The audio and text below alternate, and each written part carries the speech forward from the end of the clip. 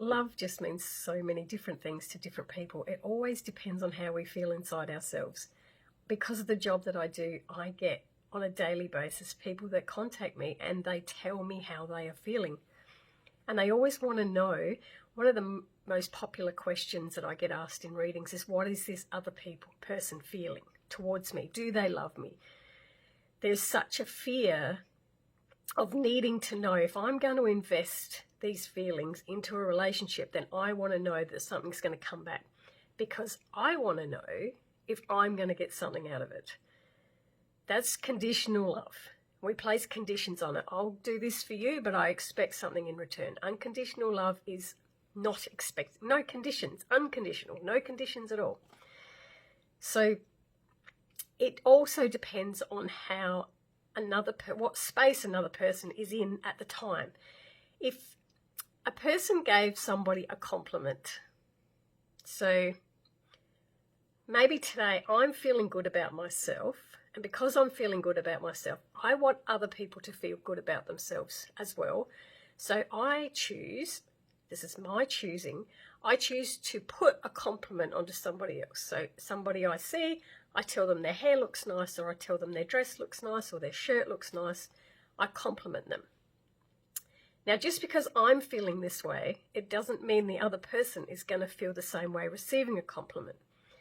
If they are a very insecure person and they're just not having a great time at the moment, they might receive that compliment as a boost to their ego.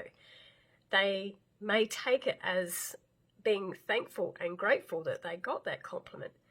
But then another person who's had so many trust issues and have had so many people in the past use them, when they get a compliment, their very first thought is, what do you want from me? They straight away go to, this person's only being nice to me because they want something from me. And that comes from past experience.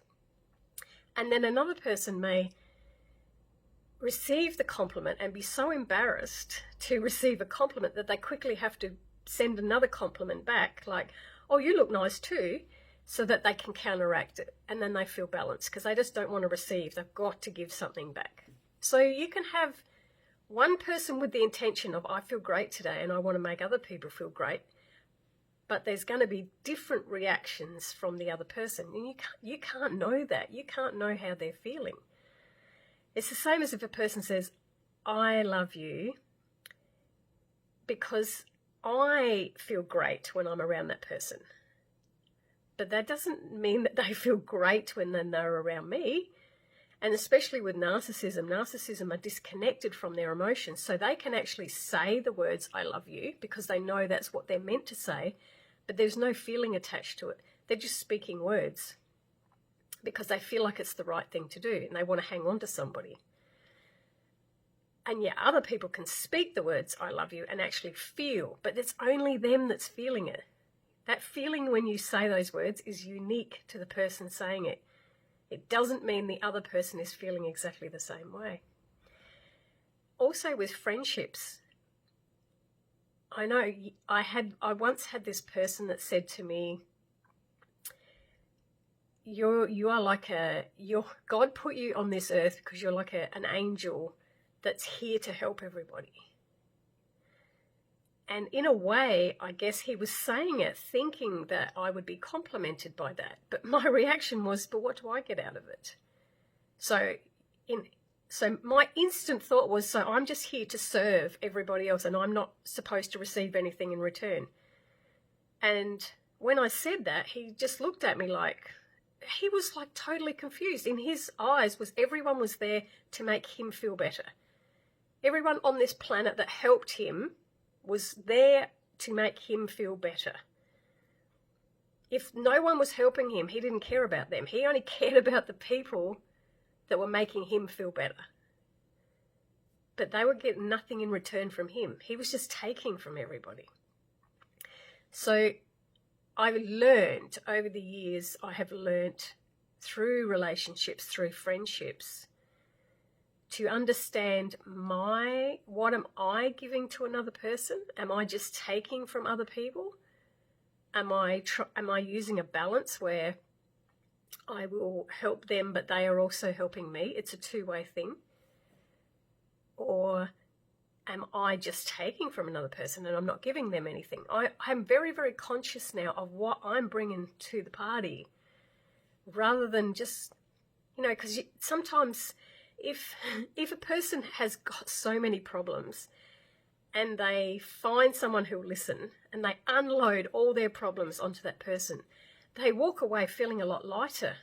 But the person that just listened and got the unload, what do they get? Do you ever stop and think about, what am I unloading onto somebody else, but I'm not giving them anything? It's got to be a two-way. And it's kind of like, I have seen people absolutely get obsessed with another person or obsessed with the situation. They can't think about or talk about anything else. All they do is absolutely obsess.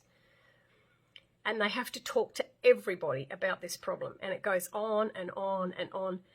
And it taught me a long time ago, by constantly listening to them and by constantly feeding into their story, you're just enabling them to keep going.